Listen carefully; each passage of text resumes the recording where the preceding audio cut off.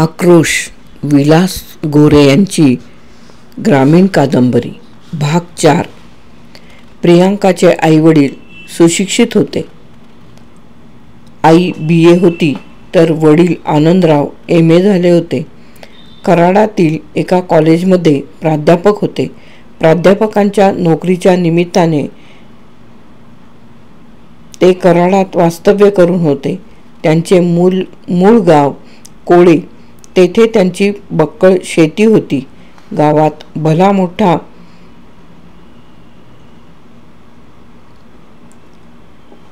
वाडा होता. त्यांचा एक भाऊ सगळ्यात थोरला असलेला शेतीचा बारदाना सांभाळीत होता, तर दुसरे 2 भाऊ मुंबईत दुकाने चालवत होते. आनंदराव सगळ्या भावंडात धाकटा शेंडेफळ म्हणून आई वडिलांच्या गोड कौतुकात वाढला. मन लावून शिकला. प्रथम श्रेणीत MA होऊन कॉलेजात प्राध्यापक झाला.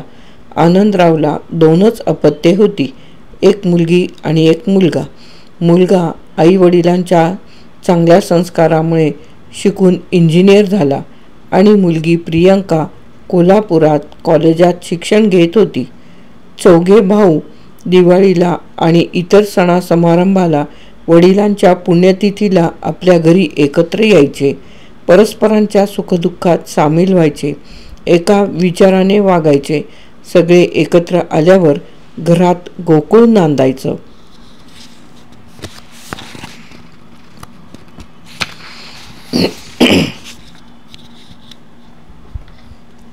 प्रियंका 4थ्या भावात एकच मुलगी असल्यामुळे सगळे तिचे कौतुक करायचे.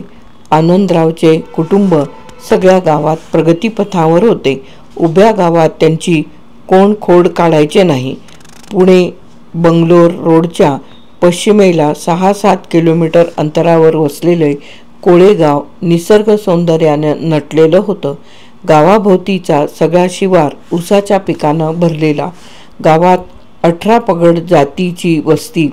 जास्तीत जास्त प्रामुख्याने मराठा समाज, 12 बलुतेदार, काही मुसलमान समाजाची घरे, काही ब्राह्मण समाजाची घरे, तेली, तांबोळी, साळी, माळी, शिंपी अशी 18 पगड जातीची वस्ती.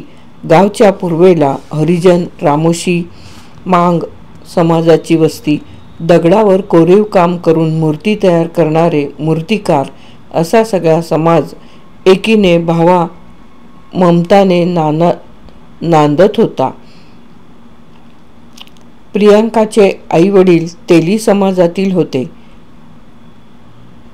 कोळेगावात तेली समाजाची अवघी 10-12 घरे होती.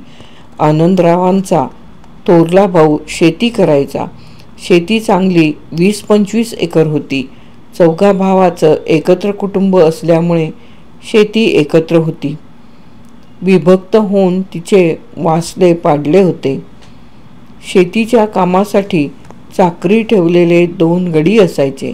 बागायती पिकांसाठी 2 विहिरी काढल्या होत्या. विहिरीला बारमाही बक्कळ पाणी असायचे. गुरे बांधण्यासाठी, शेतीसाठी लागणारा इतर बारदाना ठेवण्यासाठी शेतात एक भले मोठे घर बांधण्यात आले होते. जनावरांची दावण तशी मोठी होती. 2 बैल, 4 मुरा म्हैसाणा जातीची थोराडं म्हैशी, 2 होस्टन जातीच्या गायी, लहान मोठी रेडकं, वासरं अशी खचाखच भरलेली दावण होती. आनंदराव सुट्टीवर गावाकडं आल्यावर जनावराकडं लक्ष द्यायचा. सगळ्या शेताकडून फेरफटका मारायचा.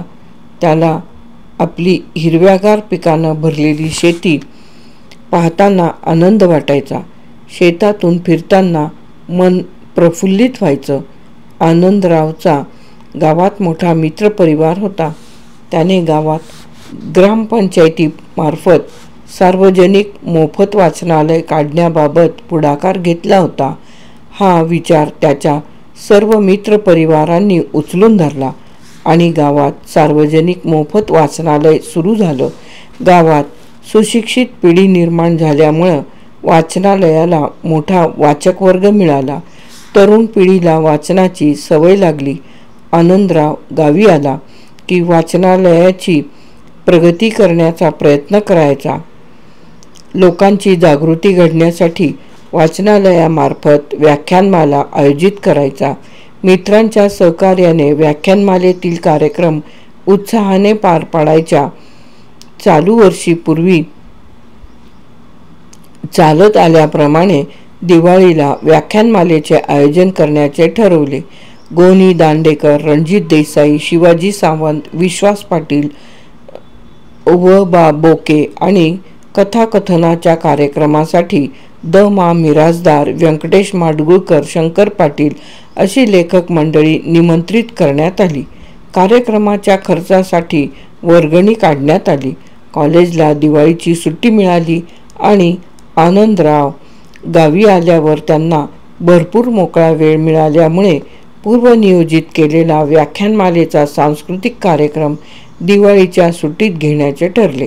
सांस्कृतिक कार्यक्रमाचे दिवस निश्चित करून कार्यक्रमाच्या निमंत्रण पत्रिका काढण्यात आल्या. निमंत्रण पत्रिका सगळ्या तालुक्यात वाटण्यात आल्या. तालुक्यातील शाळा, महाविद्यालय, निवडक पुढारी मंडळी, त्यांचे कार्यकर्ते यांना आग्रहाने निमंत्रण पत्रिका देण्यात आल्या. व्याख्यानमाला सर्वानुमते मराठी शाळेच्या ग्राउंडवर घेण्याचे ठरले.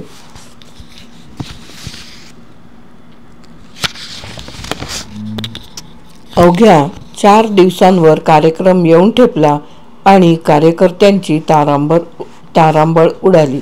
शाळेच्या ग्राउंडवर आलिशान मंडप उभारण्याचे काम चालू झाले. आनंदरावच्या मार्गदर्शनाखाली सर्व कामे चालली होती. कोळे गावात होणारा हा सांस्कृतिक कार्यक्रम तालुक्यात चर्चेचा विषय झाला होता. या कार्यक्रमाची संपूर्ण तालुक्यात जाहिरात केली होती. या कार्यक्रमाच्या खर्चासाठी देणगी रूपातून सर्व तालुक्यातून कार्यकर्त्यांना पैसा उभा केला होता. धनाढ्य मंडळींनी सढळ हाताने कार्यक्रमासाठी मदत केली होती. स्वागत अध्यक्ष म्हणून तालुक्याच्या आमदाराची निवड केली होती. आनंदरावांनी कार्यक्रमाच्या वेळी स्वागतपर बोलायचे आणि कार्यक्रमाचे प्रास्ताविक करायचे ठरले होते. आनंदराव कार्यक्रम चांगल्या प्रकारे यशस्वी होण्यासाठी काया वाचा मने सतत झटत होते. मराठी प्राथमिक शाळेच्या ग्राउंडवर आलिशान मंडप उभारला. चांगले उंच आणि लांबलचक स्टेज उभारले. कार्यक्रमाची रूपरेषा दर्शविणारा कापडी बोर्ड स्टेजवर बांधला. स्टेजवर बोलण्यासाठी माईकची सोय केली. कार्यक्रमासाठी येणाऱ्या मंडळींची चहा पाणी जेवणाची व्यवस्था करण्यात आली होती. ठरलेल्या वेळेवर कार्यक्रम उत्तम रीतीने पार पडला. गो. दांडेकरांचे व्याख्यान होतं. त्या दिवशी व्याख्यान उत्तम झालं. दांडेकरांनी मराठ्यांचे गड किल्ले याबाबत बरीचशी नवीन माहिती सांगितली. व्याख्यान चालू असताना श्रोते अगदी तल्लीन झाले होते. व्याख्यान संपल्यावर शाळकरी मुलांनी दांडेकरांची स्वाक्षरी घेण्यासाठी गर्दी केली होती. रणजित देसाई यांचे व्याख्यानही उत्तम झालं. श्रोते अगदी मंत्रमुग्ध झाले. शिवाजी सावंत, विश्वास पाटील व बा. बोधे यांची व्याख्याने उत्तम झाली.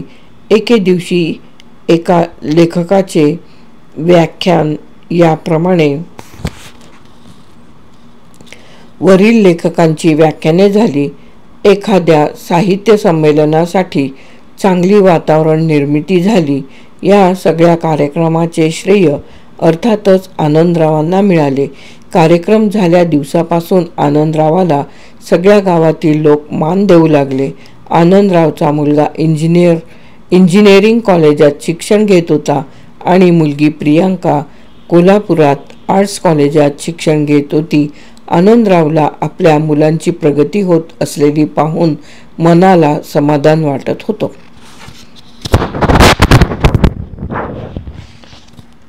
प्रकरण 4 येथे समाप्त.